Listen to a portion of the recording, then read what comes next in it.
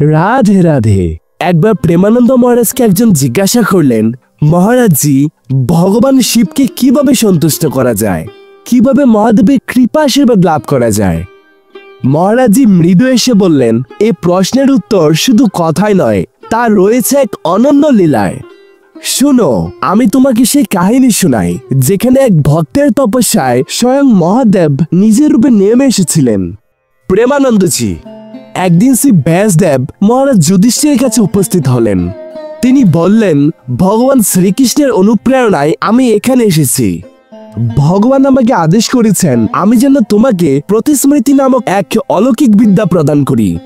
এই মন্ত্র এমন এক জ্ঞান যার দ্বারা তুমি যে কোনো দেবতাকে বা যে কোনো লোক, যেমন স্বর্গ, মর্ত, পাতাল, বসে বসে দেখতে পাবে। তোমার ভেতরে দিব্য দৃষ্টি উদিত হবে, আর মনের গতি অনুসারে তুমি যেখানে ইচ্ছা সেখানে পৌঁছে যেতে পারবে। তারপর ব্যাসদেব বললেন, এই প্রতিস্মৃতি বিদ্যা তুমি অর্জুনকে দাও, কারণ অর্জুনকে অনেক দিব্যাস্ত্র প্রাপ্ত করতে হবে যাতে পৃথিবীতে যারা অসুর স্বভাবযুক্ত তাদের উদ্ধার করা যায়। অর্জুনকে এই বিদ্যা প্রদান করা হলো এবং বলা হলো, দেবরাজ ইন্দ্র যখন প্রসন্ন হবেন তখন দিব্যাস্ত্র প্রাপ্ত হবে। এরপর অর্জুন ইন্দ্রকিল পর্বতে পথে রওনা দিলেন। সেখানে এক বৃদ্ধ ব্রহ্মস্বরূপে বসেছিলেন দেবরাজ ইন্দ্র নিজেই। অর্জুন তাকে প্রণাম করে নিজের উদ্দেশ্য জানালেন। ইন্দ্র বললেন, এই স্থান অস্ত্র শিক্ষার জন্য উপযুক্ত নয়, এখানে সব দিক থেকে সিদ্ধ পুরুষদের বসবাস।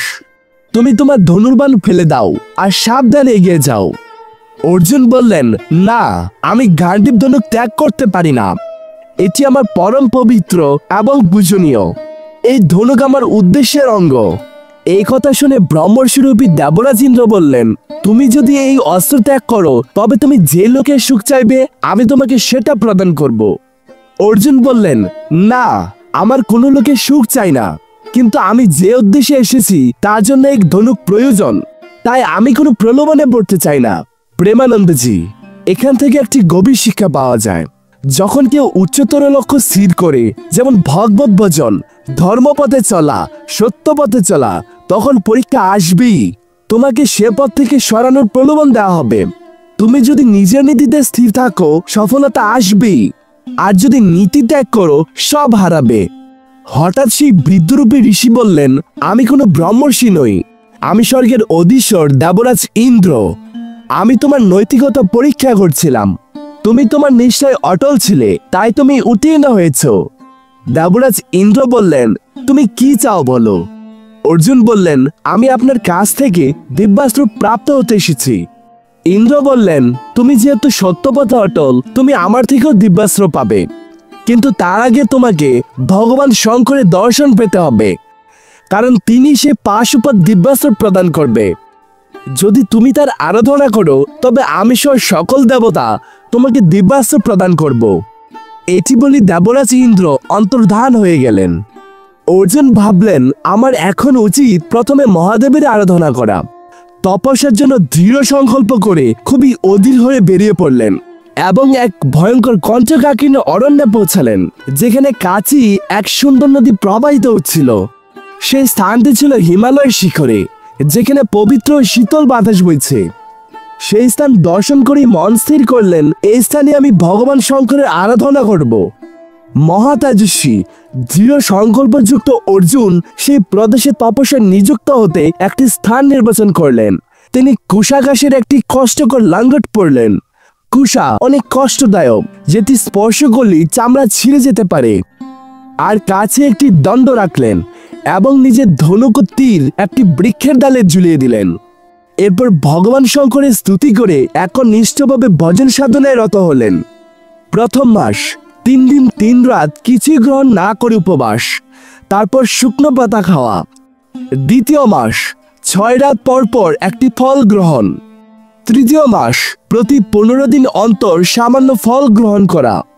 চতুর্থ মাস কেবল জল গ্রহণ করে তপস্যা করা। তারপর জল ত্যাগ করে শুধু শ্বাসবায়ুর মাধ্যমে জীবিত থেকে মহাদেবের চিন্তায় নিমগ্ন হলেন। তিনি 2 বাহু উপরে তুলে রাখলেন, কোনো ভর বা সহায়তা ছাড়াই কেবল পায়ের বুড়ো আঙ্গুলে অগ্রভাগে ভর করে দাঁড়িয়ে আকাশপানে দৃষ্টি রেখে ভগবান শিবের মন্ত্র জপ করে একাগ্র চিত্তে উপাসনায় লীন হলেন। অর্জুনের এই ভয়ঙ্কর তপস্যা দেখে সে অঞ্চলের সকল ব্রহ্ম ঋষিরা ভগবান পিনাকধারী মহাদেবের নিকট গেলেন আর তাকে প্রণাম করে বললেন, হে দেবাদিদেব, অর্জুন আপনার উদ্দেশ্যে প্রচন্ড তপস্যা করে চলেছেন। যদি আপনি তাকে শান্ত না করেন তাহলে তার তপ থেকে দিকগুলিতে আগুন জ্বলে উঠবে। তিনি যা চান যদি আপনি তা না দেন তবে প্রকৃতি বিপর্যস্ত হয়ে পড়বে। হে দেবেশ, আমরা চিন্তিত। যেমন ধ্রুবজি তার প্রাণবায়ু বন্ধ করে দিলে ত্রিভুবনে প্রাণবায়ু স্থবির হয়ে পড়েছিল, তেমনি এখন অবস্থা হতে চলেছে। এই মহর্ষিদের কথা শুনে দেবাদিদেব মহাদেব বললেন, মহর্ষিগণ, আমি সব জানি, তোমরা চিন্তা করো না। অর্জুনের তপস্যা কারো অকল্যাণের জন্য নয়। আমি জানি তার মনোবাসনা। অর্জুন এই জগতের কোনো ভোগলালসের জন্য তপস্যা করছেন না। আমি নিজে তাকে যা প্রাপ্য তা দান করব। তোমরা নিশ্চিন্তে নিজের নিজের ভজন সাধনায় ফিরে যাও। মহাদেবের এই বাণী শুনে যত ব্রহ্মর্ষিগণ এসেছিলেন সবাই প্রণাম করে নিজেদের আশ্রমে ফিরে গেলেন। তাদের চলে যাওয়ার পর পিনাকপানি সর্বপাপ হরণকারী ভগবান শঙ্কর এক কিরাত অর্থাৎ ব্যাধ রূপ ধারণ করলেন। তার হাতে ছিল দীপ্তিময় ধনুক ও তীর, দেহে ছিল মৃগচর্ম, সাথে উমাদেবীও কিরাত বেশে ছিলেন। তাদের সঙ্গে ছিলেন আরো অনেক দেবদেবী এবং শিবের অনুচরগণ, কিন্তু সকলেই কিরাত রূপে। তারপর যখনই ভগবান শিব বনে প্রবেশ করলেন, বনে সকল পশু পাখি, জল, হাওয়া, শব্দ সবকিছু শান্ত হয়ে গেল। হঠাৎ অর্জুন এক গর্জন শুনতে পেলেন। তখন তিনি আকাশবাণী দৃষ্টি রেখে মন্ত্র জপ করছিলেন। তিনি চেয়ে দেখলেন এক বিশাল বন্য শূকর তাকে মারার জন্য প্রবল বেগে তার দিকে দিয়ে আসছে। অর্জুন তৎক্ষণাৎ গান্ডীব ধনুক তুলে তার তারে টান দিলেন। তার শব্দে গোটা বন প্রকম্পিত হয়ে উঠল। অর্জুন বললেন, এই শূকর, আমি তো কারো কোনো ক্ষতি করছি না, তবু যদি আমাকে মারতে আসো তবে আমি তোমায় মারব, কারণ তুমি অন্যায়ভাবে আমাকে হত্যা করতে চাইছো। যখনই অর্জুন প্রহার করতে প্রস্তুত হলেন সেই সময় কিরাতরূপী শিবজি তাকে বললেন, হে বীর, এই শূকরটি আমি আগে থেকে আমার লক্ষ্য হিসেবে ঠিক করেছি, তুমি অনুগ্রহ করে বাণ ছোড়ো না। তবে অর্জুন কিরাতের কথা উপেক্ষা করে সঙ্গে সঙ্গে সেই শূকরটিকে বাণে বিদ্ধ করলেন। একই সময় কিরাতও বাণ ছোড়েন। শূকরটি দুই বাণে বিদ্ধ হয়ে তার মায়ারূপ ত্যাগ করে এক বিশাল দৈত্যরূপে রূপান্তরিত হয় এবং গর্জন করতে করতে প্রাণ ত্যাগ করে মাটিতে লুটিয়ে পড়ে। অর্জুন চেয়ে দেখলেন সেই দিব্য বেশধারী কিরাতের চারপাশে বেশ কিছু নারী পরিবেষ্টিত। তিনি বললেন, তুমি কে? এমন গভীর বনে নারীদের সঙ্গে ঘুরছো কেন? তুমি কি বনের বিধান জানো না? আমি যখন লক্ষ্য স্থির করেছি তখন তুমি কেন বাণ ছুড়লে? তুমি কি জানো না এটি আমাকে আক্রমণ করতে এসেছিল? তাহলে তুমি কেন বাণ চালালে? এটির উত্তর দাও, নয়তো আমি তোমাকে মৃত্যুদণ্ড দিব। কিরাতরূপী শিব তখন উচ্চস্বরে হেসে উঠলেন, তুমি খুব বীর, কথাও খুব সাহসীভাবে বলছো, তবে মনে রেখো এই বনই আমার গড়, আমি বনবাসী। তুমি কিভাবে এমন সাহস দেখালে যে আমার কথা উপেক্ষা করে তুমি নিজে বাণ চালালে? তুমি বলছো আমাকে হত্যা করবে, আগে তবে বলো তুমি কি আমার শক্তি সম্পর্কে জানো? অর্জুন বললেন, তোমার শক্তি জানার দরকার নেই, তুমি আমাকে জানো। আমি অর্জুন, গান্ডীবধারী। আর গান্ডীব যখন আমার হাতে থাকে ত্রিভুবনে কেউ নেই যে আমাকে পরাস্ত করতে পারে। এই দৈত্য আমার দিকে আক্রমণ করতে এসেছিল, আমি তাকে হত্যা করেছি, অপরাধ তোমার, তুমি কেন বাণ ছুড়লে? তখন কিরাতরূপী ভগবান শিব বললেন, আমি তো আগেই বলেছিলাম এটি আমার লক্ষ্য, তবুও তুমি বাণ ছুড়লে, এখন মনে হচ্ছে তোমায় শাস্তি দিতে হবে। অর্জুন বললেন, ত্রিভুবনে এমন কে আছে যে আমাকে শাস্তি দেবে? তুমি নিশ্চয়ই নিজের প্রাণের মায়া করো না। ভগবান শিব বললেন, তোমার কি বলের গর্ব হয়েছে? তুমি কি অন্যদের দুর্বল ভাবো? আমার মনে হচ্ছে তুমি নিজের শক্তি ও বল নিয়ে অহংকারী হয়েছ। তবে এসো, এবার যুদ্ধ করো। আমি দাঁড়িয়ে আছি, কিন্তু যখন আমি আঘাত করব তখন তুমি দাঁড়িয়ে থাকতে পারবে না।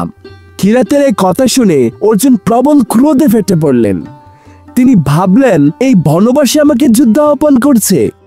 তিনি তৎক্ষণাৎ ভগবান শিবকে স্মরণ করে তার সকল তীর নিয়ে এক প্রকার বাণ বৃষ্টি শুরু করলেন। কিন্তু আশ্চর্যজনকভাবে প্রতিটি তীর যেন কিরাতরূপী শিবের শরীরে বিলীন হয়ে যাচ্ছিল। তীর লাগছে ঠিকই, কিন্তু কিছুই হচ্ছে না। 48 মিনিট ধরে তীব্র বানবর্ষা চলছে, কিন্তু কিরাত অক্ষত, একটাও তীর ফিরে আসছে না। অর্জুন বিস্মিত হলেন।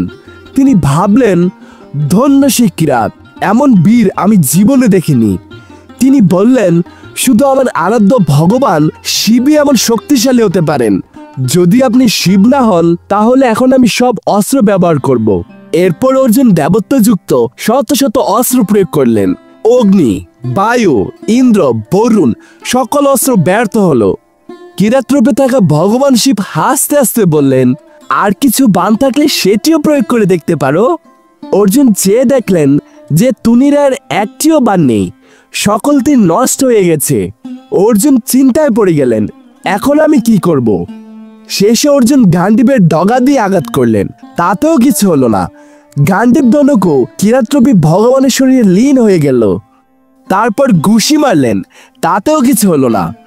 ভগবান শিব শান্তভাবে দাঁড়িয়ে রইলেন। তারপর নিজে প্রখর খড়গ দিয়ে এমন এক আঘাত করলেন যা পাহাড়কেও দ্বিখণ্ডিত করতে পারত, তাতেও কিছুই হলো না। ভগবান শিব বললেন, তোমার বল শেষ হয়ে গেলে এবার আমি আঘাত করছি, পারলে সহ্য করো। তিনি অর্জুনকে তার বিশাল বুকে টেনে নিয়ে এমনভাবে চেপে ধরলেন যে অর্জুনের অঙ্গভঙ্গি যেন ভেঙে যাচ্ছে। অর্জুন যন্ত্রণায় কাতর, কিন্তু এখনো পরাজয় স্বীকার করছেন না। তিনি ভগবান শিবকে ছেড়ে দিয়ে বললেন, আমাকে একটু সময় দিন, আমি আবার যুদ্ধ করব। তৎক্ষণাৎ অর্জুন মাটি নিয়ে একটি শিবলিঙ্গ তৈরি করলেন। তিনি ফুল অর্পণ করলেন আর শিব স্তব করা শুরু করলেন। পশুনাম পতিম পাপনাশম। ভগবান শিবের স্মরণ করে যখন তিনি মালা তুলে শিবলিঙ্গে অর্পণ করলেন, সে মালা গিয়ে পড়ল কিরাতের কপালে। অর্জুন বিস্ময়ে আর আনন্দে অশ্রুপাত করলেন। তিনি বুঝলেন এই কিরাত আর কেউ নন, স্বয়ং ভগবান শিব। তিনি সঙ্গে সঙ্গে মাটিতে লুটিয়ে পড়লেন আর বারবার ক্ষমা প্রার্থনা করলেন। ভগবান শিব অর্জুনকে নিজের দুবাহু দিয়ে টেনে তুললেন। তিনি অনেক প্রসন্ন হলেন আর গম্ভীর বাণীতে বললেন, হে অর্জুন, আমার বাহুর প্রহার সইতে পারে তোমাকে ছাড়া এই ভুবনে আর কেউ নেই। তোমার ধৈর্য, তোমার পরাক্রম, তোমার বীরতা অদ্বিতীয়। আমি অনেক প্রসন্ন হয়েছি। আমার স্পর্শ সবাই সহজে প্রাপ্ত হয় না, তুমি আমার স্পর্শ প্রাপ্ত হয়েছ। এখন তোমার শরীর দিব্য। এখন তুমি এই শরীর নিয়ে যে লোকে চাও যেতে পারবে। তোমার তেজ কেউ সইতে পারবে না। আজ থেকে তোমার তেজ অদ্বিতীয়। ভগবান শিব বললেন, তোমার শক্তি, ধৈর্য, পরিশ্রম অতুলনীয়। আজ থেকে তুমি অপ্রতিরোধ্য, কেউ তোমাকে পরাজিত করতে পারবে না। আমি তোমাকে দিব্য দৃষ্টি দান করছি, দেখো আমার আসল রূপ। অর্জুনের সামনে ভগবান শিব তার প্রকৃত রূপে প্রকট হলেন। উমাদেবী পাশে দাঁড়িয়ে, দেবতা, গন্ধর্ব, অপ্সরা সবাই কিরাতরূপ ত্যাগ করে ভগবত্ব নিয়ে আবির্ভূত হলেন। তুমি আমার সেই অনন্য ভক্ত, যাকে আমি নিজে পরাক্রম দিয়ে পরীক্ষা করলাম। তুমি সফল হয়েছ। আমি জানি তোমার মনের ইচ্ছা কি, তাই আমি তোমাকে দান করছি সেই পাশুপত অস্ত্র, যা এক মুহূর্তে ত্রিভুবন ধ্বংস করতে পারে। অর্জুন মাটিতে লুটিয়ে পড়লেন, বললেন, হে প্রভু, আমি অজ্ঞানে আপনাকে চিনতে পারিনি। আপনাকে লক্ষ্য করে বাণ ছুড়েছি, কটুবাক্য বলেছি, দয়া করে আমাকে ক্ষমা করুন। ভগবান শিব হেসে বললেন, এই তো বীরের ধর্ম। তুমি আমাকে চেনোনি, আমি ছিলাম কিরাত রূপে। তোমার কোনো দোষ নেই, তুমি সত্য ভক্ত এবং তুমি ভগবান শ্রীকৃষ্ণের শরণাগত, তাই আমারও অত্যন্ত প্রিয়। তিনি অর্জুনকে বুকে টেনে নিলেন আর সমস্ত ব্যথা সারিয়ে দিলেন। প্রেমানন্দজি, যে ভগবান শ্রীহরির ভক্ত, শিব তার প্রতি অহেতুকী কৃপা করেন, আর যে শিবের আরাধনা করে, হরিও তার প্রতি কৃপা করেন। রাধে রাধে।